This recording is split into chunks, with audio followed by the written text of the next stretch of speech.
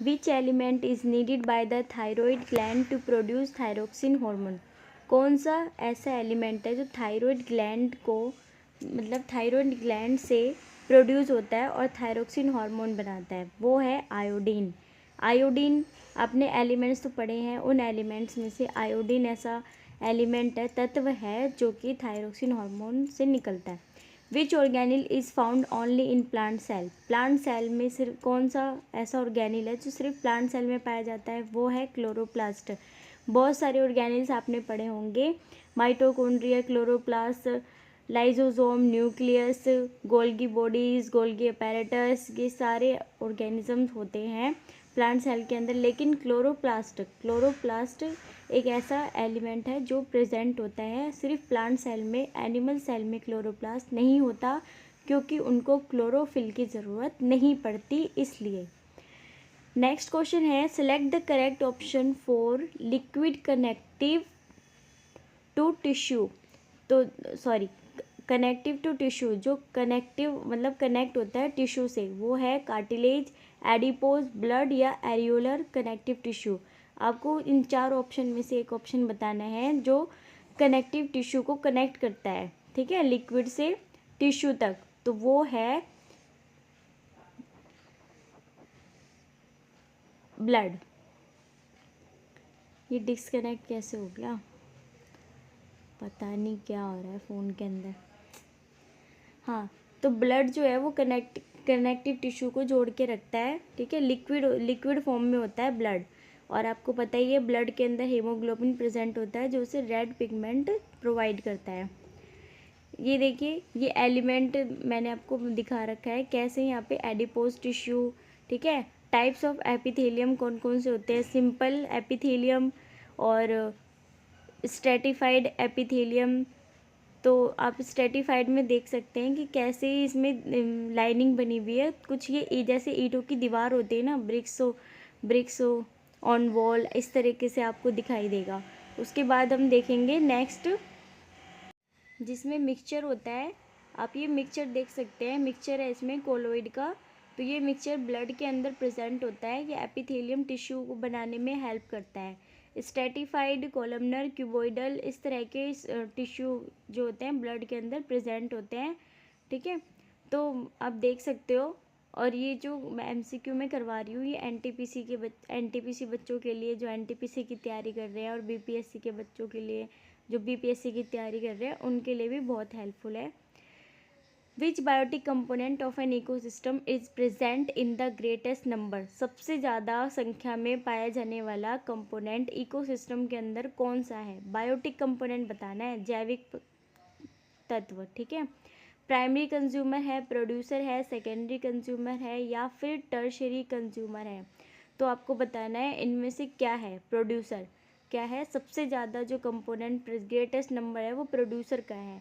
और आपने इकोसिस्टम के चार्ट में पढ़ा ही होगा कि प्रोड्यूसर क्या होता है, उसके बाद कंज्यूमर क्या होते हैं, ठीक है, और ओमनीवोर्स क्या होते हैं, हर्बीवोर्स, कार्निवोर्स, ये सब आप पढ़ के आए होंगे छोटी क्लास में। तो ये जो चार्ट सा बना है, पाई चार्ट सा, आप इसको देख सकते हो। ये फ्लो जो हमें दिखा रहा है कि प्रोड्यूसर यानी कि जैसे क्रॉप प्लांट, मतलब प्लांट हो गए, प्लांट को ले सकते हैं आप, ग्रास, फ्लावरिंग प्लांट, ये सब प्रोड्यूसर होते हैं। तो सबसे ज़्यादा मात्रा में धरती पे नेचर में प्रोड्यूसर ही है। उसके बाद इनको कंज्यूम करने वाले आप देख सकते हो, ग्रास होपर, गोट, ये सब होते हैं, काव। उसके बाद सेकेंडरी कंज्यूमर क्या हो गया, रैट हो गया, जो छोटे मोटे कीड़े मकोड़ों को खाता है, फ्रॉग हो गया। फिर उनको खाने वाले टर्शरी कंज्यूमर, स्नेक। फिर उनको खाने वाले ओमनीवोर्स, यानी कि ये चील, कौवे वगैरह, बैट। नेक्स्ट क्वेश्चन है, which of following is the characteristics of striated muscles. Striated muscles का कैरेक्टरिस्टिक यानी प्रॉपर्टीज क्या है, इनमें से आपको बताना है। स्ट्रिएटेड मसल्स कैसे होते हैं, सिलेंड्रिकल होते हैं, अनब्रांच होते हैं, और मल्टी न्यूक्लिएट होते हैं। स्ट्रिएटेड मसल्स अभी मैंने आपको दिखाया था ना, स्ट्रिएटेड एपिथेलियम टिश्यू कैसे होते हैं, कैसे थे वो, सिलेंड्रिकल थे, यानी कि उनकी शेप सिलेंडर की थी। अनब्रांच थे, यानी वो ब्रांच नहीं थे। और मल्टी न्यूक्लिएट मतलब कि बहुत ज़्यादा उनमें, उनके अंदर जो सेल प्रेजेंट होती है वो काफ़ी मात्रा में प्रेजेंट होती है, ठीक है। ये तो पता ही होगा आपको कि सेल के अंदर क्या होता है, मतलब जैसे डीएनए का स्ट्रक्चर लिया आपने, ठीक है, डीएनए के अंदर क्या होता है, न्यूक्लियस। डीएनए एक सेल ही है, उसके अंदर क्या होता है, न्यूक्लियस। न्यूक्लियस के अंदर क्रोमोसोम्स, ठीक है। तो अब ये देख सकते हो आप कैसे उसके अंदर, उसमें स्केलेटल मसल आप पढ़ोगे, स्मूथ मसल, कार्डियक मसल, 3 तरह के मसल्स होते हैं। अब ये मसल्स में टाइप ऑफ सेल्स देखो आप किस तरीके का है, हिस्टोलॉजी भी देखो इसकी, जब आप इसको देखोगे माइक्रोस्कोप में जाके तो इस तरह का दिखेगा ये। हाँ, तो स्मूथ मसल्स कैसे होते हैं, इनवोलेंट्री होते हैं, और स्केलेटल मसल वोलेंट्री होते हैं। आप वो वोलेंट्री और इनवोलेंट्री का मतलब, वोलेंट्री जो आपकी इच्छा के अनुसार होता है, इनवोलेंट्री जो इच्छा के अनुसार नहीं होता। तो ये डिफरेंसेस आप पढ़ लेना प्लीज़, बहुत ही हेल्पफुल है। उसके बाद हम नेक्स्ट क्वेश्चन पे आते हैं, cranial nerves arising from the brain and spinal nerves arising from spinal cord together constitute the. देखो जो क्रेनियल नर्व्स है वो कहाँ से निकलती है, ब्रेन से निकलती है, ठीक है। स्पाइनल नर्व्स कहाँ से आते हैं, स्पाइनल कोड से आते हैं। और ये जब एक पॉइंट पे मिलते हैं, उस पॉइंट को क्या बोला जाता है, पेरिफेरल बोलते हैं, ऑटोनॉमिक बोलते हैं, सेंट्रल बोलते हैं, या फिर एंडोक्राइन बोलते हैं, क्या बोलते हैं आप बताओ। हाँ, तो ब्रेन का जो स्ट्रक्चर है वो आपको देखना पड़ेगा ना, आपको समझना पड़ेगा, ठीक है। आप ब्रेन के इस वीडियो पे जाओ, आपको उसमें मैंने बता रखा है, पढ़ा रखा है कि कैसे ये डिफाइन करते हैं ब्रेन को, ठीक है। 3 उसमें लेयर्स होती है, वो पढ़ना बहुत ज़रूरी है। हाँ, तो इसका आंसर है पेरिफेरल नर्वस सिस्टम, ठीक है। अब देखो ब्रेन में पेरिफेरल नर्वस सिस्टम का क्या इसमें स्ट्रक्चर है, आप देख सकते हो। 8+14 का इसमें कॉम्बो है, 22+6+1, ठीक है। इस तरीके से करते हैं हम। क्रेनियल नर्व्स होती हैं इसमें, क्रेनियल नर्व्स बताया ना मैंने आपको अभी, जो ब्रेन से जुड़ती हैं, और स्पाइनल नर्व जो स्पाइनल कोड से निकलती हैं, और टुगेदर वो क्या बनाते हैं, पेरिफेरल नर्व्स बनाते हैं, ठीक है, peripheral nervous system. Pink line से जो शो हो रहा है वो क्रेनियल सेंट्रल नर्व्स है, और येलो लाइन से शो हो रहा है पेरिफेरल नर्वस सिस्टम है, ठीक है। हाँ, ये पूरा बॉडी का स्ट्रक्चर देखो आप, इसमें वर्टिब्रा है, बोन्स है,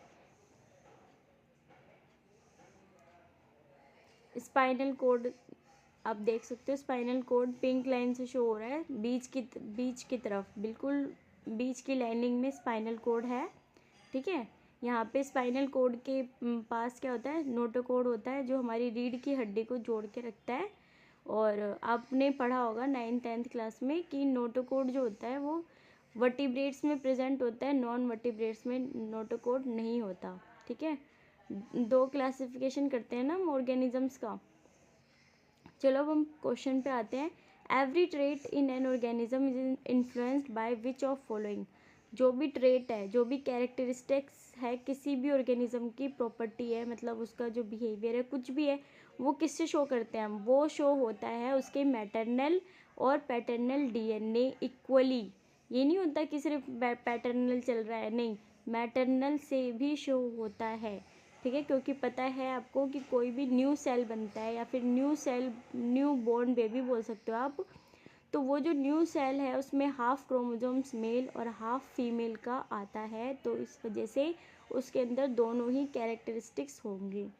अब नेक्स्ट क्वेश्चन है, which element of xylem tissue form interconnected water conducting channels. कौन सा ऐसा एलिमेंट हो जो जाइलम टिश्यू को इंटरकनेक्टेड वाटर कंडक्टिंग चैनल्स बनाते हैं। आपने पढ़ा होगा वस्कुलर बंडल्स प्लांट के अंदर होते हैं, जाइलम और फ्लोएम, ये वस्कुलर बंडल्स हैं जो कि प्रोडक्ट को ट्रांसफ़र करते हैं प्लांट तक। आप पौधों में पानी डालते हो तो पानी कैसे जाता है, आप जड़ों में डालते हो ना, पत्तियों फूल पत्तियों में थोड़ी डालते हो, तो पानी ऊपर तक पहुंचाने का काम किसका होता है, जाइलम का। और फूड पहुंचाने का मतलब प्रोटीन वगैरह जो भी देना होता है वो फ्लोएम का काम होता है, ठीक है।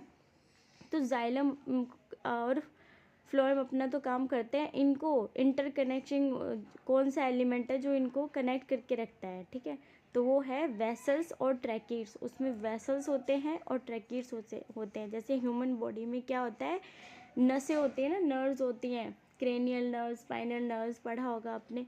अभी पढ़ाया है मैंने। ऐसे ही प्लांट्स के अंदर ट्रैकेट्स होते हैं और वेसल्स होते हैं जो उनको चैनल्स प्रोवाइड करते हैं। उन चैनल के थ्रू क्या होता है कि जो पानी वाटर होता है, वाटर के अंदर इतने सारे मिनरल्स होते हैं जो जाइलम फ्लोएम के थ्रू यानी उन चैनल्स के थ्रू ट्रैकेट्स के थ्रू जाते हैं प्लांट्स के अदर पार्ट्स में। ठीक है, अब ये देखो सीव ट्यूब्स हैं, ये सीव ट्यूब्स को आप सीव सेल्स भी बोल सकते हो, कंपेनियन सेल्स भी बोलते हैं। पेरीफेरल इसमें पेरेंट होते हैं और ये फाइब्रस, ठीक है, इसमें रेशेदार हैं तो इसको हम फाइब्रस बोलेंगे। अब ये जो है मिनरल्स को प्लांट तक पहुंचाने में हेल्प करता है। नेक्स्ट क्वेश्चन है which of following action is responsible for the survival of species over time. तो कौन सा ऐसा एक्शन है जो स्पीसीज़ को सरवाइव करने में हेल्प करता है? कंजर्वेशन है, वेरिएशन है, रिप्रोडक्शन है या फिर स्ट्रगल है? अब देखो आप खुद ही सोच के देखो। कंजर्वेशन में क्या होगा कि आप फूड को कंजर्व करके रखो, बचा के रखो, तो वो आपको कब तक बचा के रखेगा? कभी ना कभी तो ख़त्म होगा ही।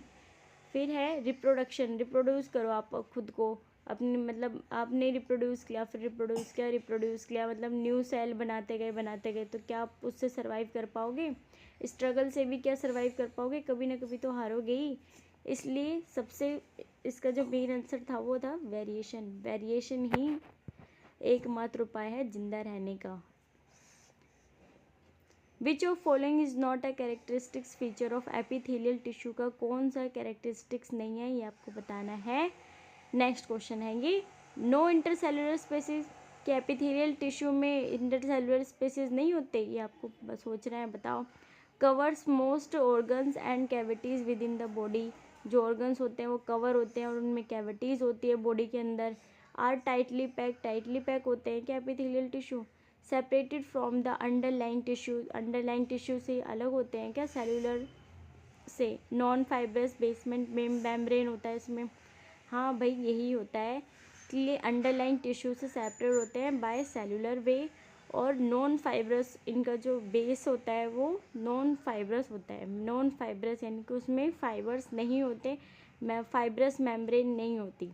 ठीक है, और ये टाइटली पैक नहीं होते, लूजली पैक होते हैं।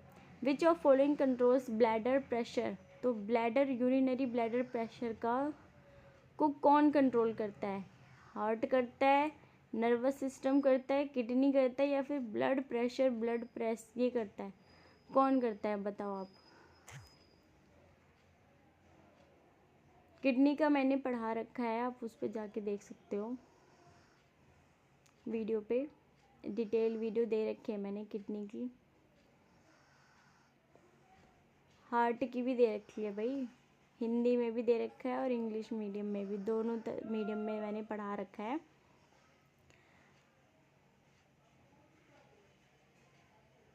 हाँ ब्लड प्रेशर तो हार्ट से ही रिलेटेड है। नर्वस सिस्टम किससे रिलेटेड है? पूरी बॉडी में नर्व्स है आपकी। हाँ हाँ, इसका आंसर नर्वस सिस्टम ही होगा। ये नर्वस सिस्टम जो होता है वो ब्लड प्रेशर को कंट्रोल करता है। ठीक है, चाहे वो हार्ट से जा रहा हो, किडनी से जा रहा हो या फिर ब्लड प्रेशर से जा रहा हो। ठीक है, तो ये हार्ट किडनी ये तो ऑर्गन्स हो गए ना, इंटरनल ऑर्गन्स। और ब्लड प्रेस ये क्या होता है? तो मेन आंसर तो उसका वही हो गया, नर्वस सिस्टम। दो तरह के नर्वस पढ़े हैं ना अपने nervous system, CNS PNS, central nervous system, peripheral nervous system. अब चलो नेक्स्ट क्वेश्चन पे आ जाओ। Cells of the meristematic tissue are very active but they lack. Meristematic tissue के जो सेल्स होते हैं बहुत ही एक्टिव होते हैं, लेकिन उनमें कमी होती है किस चीज़ की? वैक्यूल्स की। वैक्यूल्स उसके अंदर प्रेजेंट नहीं होते मेरिस्टेमेटिक टिश्यू में। वैक्यूल्स प्लांट सेल्स में होते हैं क्योंकि प्लांट अपना भोजन खुद बनाते हैं इसलिए। ठीक है, ऑटोट्रॉफ्स होते हैं ना इसलिए। Following substances are stored in the vacuole of plant cells except. देखो ये जो सब्सटेंस दे रखे हैं इनमें से मतलब वैक्यूल प्लांट सेल में क्या चीज़ नहीं होती है? शुगर नहीं होता, प्रोटीन नहीं होता, अमाइनो एसिड नहीं होता, मिनरल साल्ट नहीं होता। पहली बात तो ये अमाइनो एसिड लिखो या प्रोटीन लिखो, बात एक ही है। ठीक है, मिनरल साल्ट भी बात एक ही है।